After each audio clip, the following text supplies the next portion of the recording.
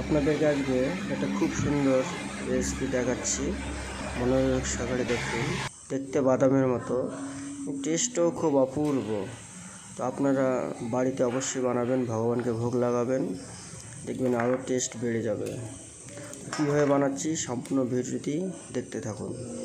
প্রথমে 2 কাপ ময়দা দেওয়া হলো, একটু কাপটা বড় সাইজের। আর তারপরেই আমরা সুজি দেব। সুজিটা দেওয়ার উদ্দেশ্য মুসমুসে হবে একদম, আর খেতেও আরও বেশি ভালো লাগবে। এই জন্য আমরা সুজিটা ব্যবহার করছি। শুধু ময়দা দিয়েও করলে হয়, আর প্লাস সুজিতে একটা উপকার কি, হজমের পক্ষে খুব ভালো। যেহেতু আমরা বাড়িতে করছি, একটু ভালোভাবেই করবো, আমরা তো ব্যবসার জন্য করছি না, তো একদম ফ্রেশ। আর পরিমাণ মতো লবণ দেওয়া হলো 1 চামচ, আর হাফ বাটির একটু বেশি, ধরেন 1.25 বাটি তেল, 2 বাটি ময়দা, 1 বাটি সুজি, আর হাফ বাটির একটু বেশি তেল, আর 1 চামচ লবণ। আর এইভাবে একটু টাইম মাখাবেন। মাখানোর পর যখন দলা হয়ে আসবে তখন ভাববেন যে না, ময়মটা ঠিক আছে। যদি দেখছেন যে হাতে চাপ দিয়ে দলা হচ্ছে না, তখন আর একটু তেল দেবেন। কিছু টাইম মাখার পর এই দেখুন কত সুন্দর দলা হয়েছে। একটু টাইম মাখতে হবে, তারপরে জল দেবেন। ময়মটা আগে করে, ময়মটাই হলো মেন। আর জলটা একবারই দেবেন না, একটু একটু করে জলটা দেবেন। একবারে জল দিয়ে নরম হয়ে যাবে, আর এটা বেশি নরম করা যাবে না, একটু শক্ত শক্ত মাখিয়ে রাখতে হবে। জোয়ানটা দেওয়ার উদ্দেশ্য হলো খেতে ভালো লাগবে, হজমের জন্য ভালো, প্লাস সেন্ট একটা আছে। এইভাবে আপনারা 2-3 মিনিট মাখিয়ে নিন, তারপরে দলা করে সেটাকে 10 থেকে 15 মিনিট রেস্ট দেবেন। আর আপনারা ভুলবেন না কখনো, অবশ্যই পাশে থাকবেন, চ্যানেলটির অবশ্যই সাবস্ক্রাইব করবেন। আপনাদের বন্ধু বান্ধবদের আপনাদের এটা শেয়ার করে দিন, অবশ্যই চ্যানেলটি যেন সাবস্ক্রাইব করে দেয়। এইভাবে 5 মিনিট রাখার পর 10 মিনিট আপনারা গামলায় রেখে দিন। রেখে দিলে জিনিসটা যতই শক্ত হোক একটু নরম হবে, তখন বেলতে সুবিধা হবে, আর ফাটবে না।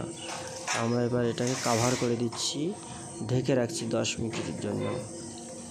10 মিনিট রাখার পর এটা খোলার পর দেখুন কত সুন্দর সফট হয়ে গিয়েছে। এটা আমরা লেচি করে নিচ্ছি।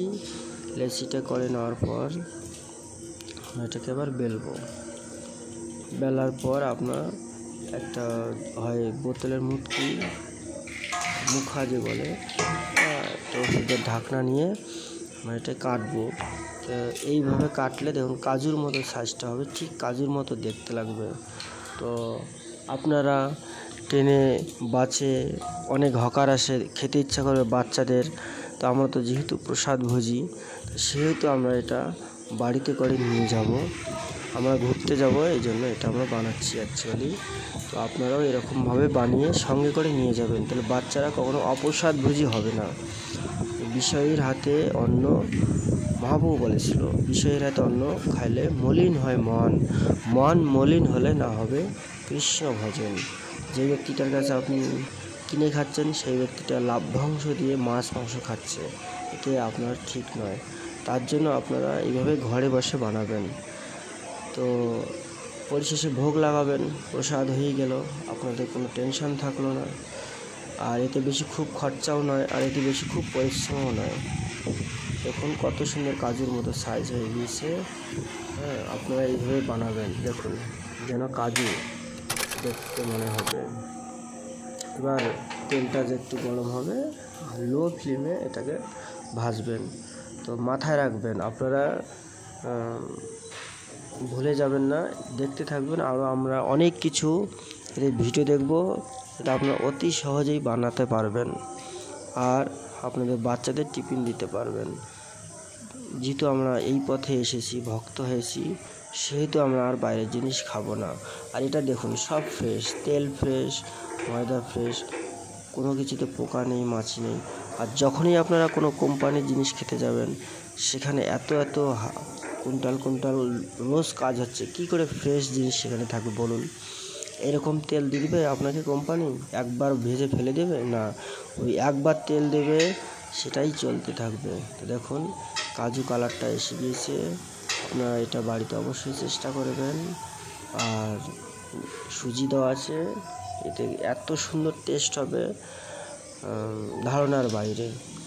আপনারা ঠিক এভাবে বাড়িতে করবেন, একদম লো ফ্লেমে করবেন। দেখুন হিটটা একদম কমিয়ে দেওয়া হয়েছে। তো এইভাবে আপনারা করবেন আর ভগবানকে পরিশেষে ভোগ লাগিয়ে যেখানে যাবেন সঙ্গে নিয়ে যাবেন। হয়ে গেল। এবার আমরা এতে বিট লবণ আর চাট মশলা দেব। চাট মশলাটা একটু টক টক খেতে ভালো লাগবে।